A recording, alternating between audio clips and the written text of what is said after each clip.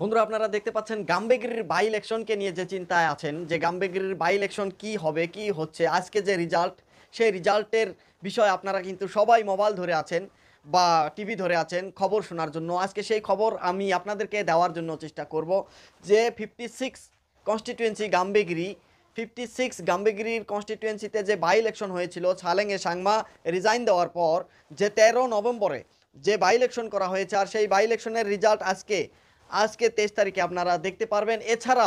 এছাড়াও মহারাষ্ট্র আরও অন্য অন্য রাজ্যতে যে মহারাষ্ট্র, ঝাড়খণ্ড, আসাম আরও অন্য অন্য রাজ্যগুলোতে যে ভোট চলে আছে সেগুলো আপনারা দেখছেন। তবে মেঘালয়ের কথা আমি যে বলছি, মেঘালয়ের যে রিজাল্ট ইতিমধ্যে কিন্তু থার্ড রাউন্ডে হয়ে গিয়েছে, হয়তো আমরা ভিডিও আপলোড করার পরে ফোর্থ রাউন্ডও হয়ে যাবে। তো এখানে বলা হয়েছে যে 4 রাউন্ড করা হবে, 4 রাউন্ডতে রিজাল্ট কিন্তু ক্লিয়ার আসবে। 4 রাউন্ডের পরে যেটা গন্তি হবে সেটাই রিজাল্ট ফুলফিল করা হবে। তার আগে আমি আপনাদেরকে গাম্বেগিরি ইলেকশনের কথা বিতংভাবে বলতে চাই এই জন্যই যে গাম্বেগিরিকে নিয়ে কিছু মানুষের স্বপ্ন বা কিছু মানুষের আশা যে না এই কংগ্রেস সেইখানে যাবে, কিছু মানুষের আশা টিএমসি জিতবে, কিছু মানুষের আশা এনপিপি জিতবে।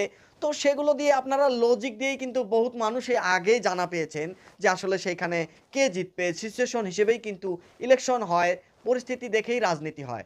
আজকের যেটা মেঘালয়তে যে সিচুয়েশন দেখা যাচ্ছে বা গাম্বেগিরির মানুষের সামনে যে অপশনটা এসেছে সেই অপশনটা কিন্তু বেশিরভাগ মানুষ আহ, বুঝে নিয়েছে বা বুঝে নেওয়ার পরেই কিন্তু তারা হয়তো ব্যর্থ হয়েছে, তারা কিন্তু ভোট ওইভাবেই দিয়েছে। তবে কিছু মানুষের যে স্বপ্ন ছিল যে আহ, এইবার গাম্বেগিরির ইলেকশন নিয়ে কিন্তু আগামী ভবিষ্যৎ, মেঘালয়ের ভবিষ্যতের ইলেকশন দেখানো হবে, সেটা আসলে মানুষের ব্যক্তিগত ভাবনা হতে পারে, কিন্তু আমার মতে আমি বলতে চাই সেটা নিয়ে কোনো ধরনের এফেক্ট পড়ে না। কারণ গাম্বেগিরি যে বাই ইলেকশন হতে যাচ্ছে আর যখন একটা রাজ্যতে একটা সরকার কন্টিনিউ থাকে সেইখানে কিন্তু মানুষ বেশি মানুষ মেজরিটি মানুষই কিন্তু চুজ করে যে না আমরা সরকারের সাথে থাকবো, সরকার যে পার্টিতে আছে সেই নেতাটাকেই চুজ করব। আজকে মেহতাব চান্দি যিনি আগে চলছেন, যে রাউন্ড যে চলে আছে এখন তিনার জিতার সম্ভাবনা বেশি দেখা যাচ্ছে। কিন্তু 2 নম্বরে দেখা যাচ্ছে। আবার দেখা যাচ্ছে যে কংগ্রেসের যে স্বপ্ন করা হয়েছিল বা আশা করা হয়েছিল সেই আশাগুলো কিন্তু আসলে অন্যরকম দেখা যাচ্ছে। সেখানে সিচুয়েশন হিসেবেই কিন্তু ভোট হয়েছে। তবে আমি সেটাকে নিয়ে পরে আলোচনা করব। কিন্তু এইখানে দেখা যাচ্ছে যে প্রথমে যখন 8টা থেকে কিন্তু 8টাতে একটা ব্যালট ভোটের যে সিস্টেমটা হয়েছিল, ব্যালট ভোটে যে 32টা ভোট ব্যালট ভোট হয়েছে আর সেই ব্যালট ভোট থেকে 12টা ভোটেই কিন্তু এনপিপি পেয়েছে, সেখান থেকে কংগ্রেস পেয়েছে 8টা এবং টিএমসি যে আছে 9টা পেয়েছে এবং রিজেক্ট হয়েছে 3টি ভোট, আরও ব্যালট ভোট রিজেক্ট হয়েছে। তারপরেই যখন রাউন্ড স্টার্ট করা হয়েছে কাউন্টিং করার জন্য, তখন কাউন্টিং করার পর দেখা গিয়েছে প্রথম রাউন্ড, সেকেন্ড রাউন্ড, আমি আপনাদেরকে সেকেন্ড রাউন্ডের কথা বলছি। এখানে দেখতে পাচ্ছেন সেকেন্ড রাউন্ডে কিন্তু যে বিজেপির নেতা ছিল বার্নার্ড অ্যান্ড মারাক নম্বর 2তে 325 ভোট পেয়েছিল।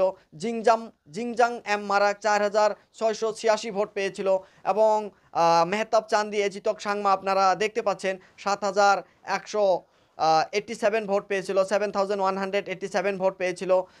এছাড়াও দেখতে পাচ্ছেন সাদিয়া রানী এম সাংমা 4830 ভোট পেয়েছিল, জেরি এ সাংমা 377 ভোট পেয়েছিল, আর আদার্স নটাতে 58টা ভোট পড়েছিল। তো টোটাল ভোট আপনারা দেখতে পাচ্ছেন 17,546 ভোট কিন্তু সেকেন্ড রাউন্ডে গন্তি হয়ে গিয়েছিল। তো টোটাল ভোট গাম্বেগিরির যে ইলেকশন হয়েছে সেখানে 33,800 ভোট পোল হয়েছে বলে জানা গিয়েছে। ইতিমধ্যে কিন্তু ফার্স্ট রাউন্ড, সেকেন্ড রাউন্ড এবং থার্ড রাউন্ডও হয়ে গিয়েছে, ফোর্থ রাউন্ড চলে আছে। তবে যেটা মার্জিন দেখা যাচ্ছে, ভোটের যেটা মার্জিন দেখা যাচ্ছে যে এনপিপি বহুত আগে দেখা যাচ্ছে, আর যে আগে দেখা যাচ্ছে সেটা কিন্তু একটা ভালো সম্ভাবনাও দেখা যাচ্ছে। প্রত্যেক মানে চারো সাইড দিয়ে কিন্তু যদি লজিক্যালিও দেখা যায় মানুষের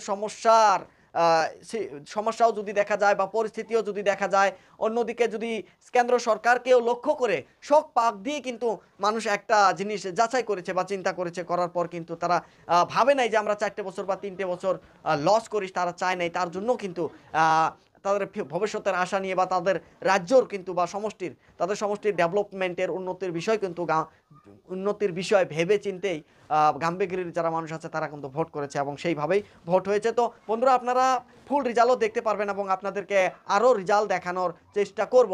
তো ইতিমধ্যে মোট কথা জানা যাচ্ছে যে মেঘালয়ের বাই ইলেকশনের রেজাল্ট ইতিমধ্যে দেখা যাচ্ছে এনপিপির নেতা মেহতাব চান্দি তিনি আগে আছেন এবং তিনার জিতার সম্ভাবনাটা বেশি দেখা যাচ্ছে এবং তারপরে আপনারা দেখতে পাচ্ছেন যে টিএমসির নেতা সাদিয়া রানী, তাকেও দেখা যাচ্ছে, এবং কংগ্রেসের নেতা যে আছে জিমজাং মারাক, তিনিও কিন্তু 3 নম্বরে আছে আপনারা দেখতে পাচ্ছেন। এবং তার যেহেতু এখনও রেজাল্ট পরিপূর্ণ হয়নি, এবং পরিপূর্ণ রেজাল্ট হওয়ার পরে আপনাদেরকে রেজাল্ট দেওয়ার চেষ্টা করব সাথে অন্য রাজ্যগুলোরও। Thank you. আপনারা দেখতে পাচ্ছেন যেটা